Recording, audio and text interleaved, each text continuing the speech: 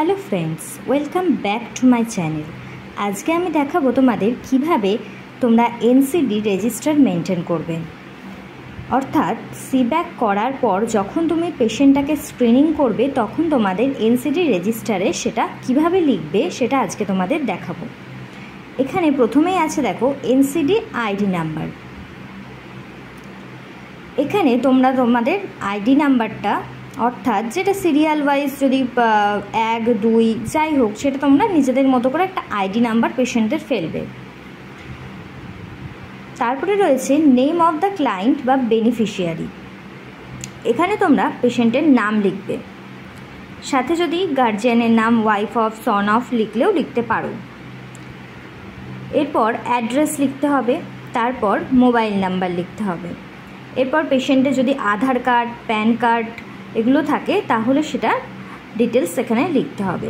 এরপর age, sex এগুলো লিখতে হবে। এরপরে হিস্ট্রি, যদি পেশেন্টের ফ্যামিলির কোনো এই ধরনের হিস্ট্রি থেকে থাকে বা পেশেন্টের কোনো হিস্ট্রি থেকে থাকে তাহলে সেগুলো এখানে লিখতে হবে। যদি পেশেন্টের কোনো টোবাকো অ্যাডিকশান থাকে তাহলে সেটা তোমরা ইয়েস বা নোতে লিখবে।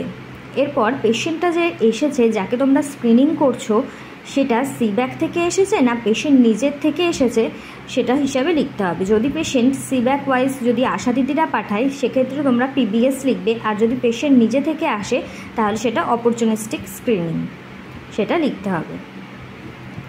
এরপর বিএমআই, ওয়েস্টের সেন্টিমিটারটা এখানে লিখতে হবে। এরপর পেশেন্টকে স্ক্রিনিং করার পর অর্থাৎ প্রেশার সুগার মাপার পর এখানে সেই ভ্যালুটা লিখতে হবে। এরপর এখানে যদি ক্যান্সারে স্ক্রিনিং করা হয় তাহলে সেটা লিখতে হবে। যদি ভিআইএ করা হয় তাহলে তার রেজাল্ট কী এলো, পজিটিভ না নেগেটিভ সেটা তুলতে হবে। এরপর যদি আদার্স কোনো ইনভেস্টিগেশন হয় এই ধরনের তাহলে সেটা এখানে লিখতে হবে। এরপর ডায়াগনোসিস, পেশেন্ট যদি HTN DM হলো বা HTN DM দুটোই হলো তাহলে সেই ডায়াগনোসিসটা এখানে লিখতে হবে। এখানে পেশেন্টের ট্রিটমেন্ট হিস্ট্রি লিখতে হবে। এরপর যদি পেশেন্টকে যদি রেফার করা হয় তাহলে সেখানে পেশেন্টের কোথায় রেফার করা হলো, কেন রেফার করা হলো সেটা এখানে লিখতে হবে। এখানে অবশ্যই পেশেন্টের টেলিমেডিসিন করবার পর যদি পেশেন্টের রেফারাল হয় তবে এখানে রেফার করতে হবে পেশেন্টকে।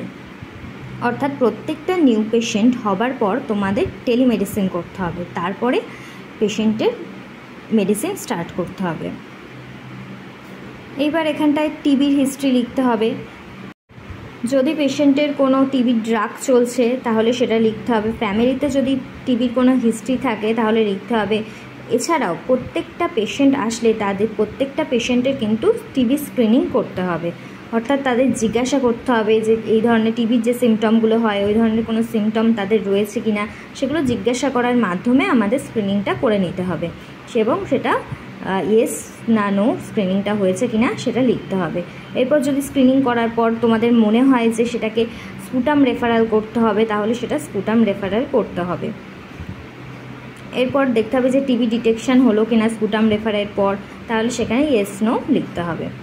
এরপর যে পেশেন্ট ধরো পজিটিভ হলো তার এবার আসবে ফলো আপ ভিজিট, অর্থাৎ পেশেন্ট ফলো আপে আসবে। এরপরে যদি তার পজিটিভ হয় HTN বা DM, হাইপারটেনশন বা ডায়াবেটিস মেলাইটাস যদি হয়ে থাকে তাহলে তারপর থেকে হচ্ছে ফলো আপ ভিজিট হবে। তবে আমি যেটা করি সেটা হচ্ছে একই খাতায় ফলো আপ আর স্ক্রিনিং করি না, ফলো আপের খাতা আলাদা করে নিই, তাহলে এক্ষেত্রে সুবিধা হবে। নাহলে স্ক্রিনিং খাতায় পরপর অনেক স্ক্রিনিং করতে করতে অনেক পেশেন্ট হয়ে যাবে, খুঁজতে সমস্যা হয় বলে আমি আলাদা করি। তোমরা যদি মেনটেন করতে পারো তাহলে এখানেই যে পেশেন্টগুলোর পজিটিভ হলো এখানেই তোমরা আবার ফলো আপ ভিজিটগুলো পরপর তুলতে পারো। এইভাবে তোমাদের এনসিডি রেজিস্টার মেনটেন করতে হবে। আজকের মতো টাটা। পরবর্তী ভিডিও পেতে চ্যানেলটিকে প্লিজ সাবস্ক্রাইব করে দিও।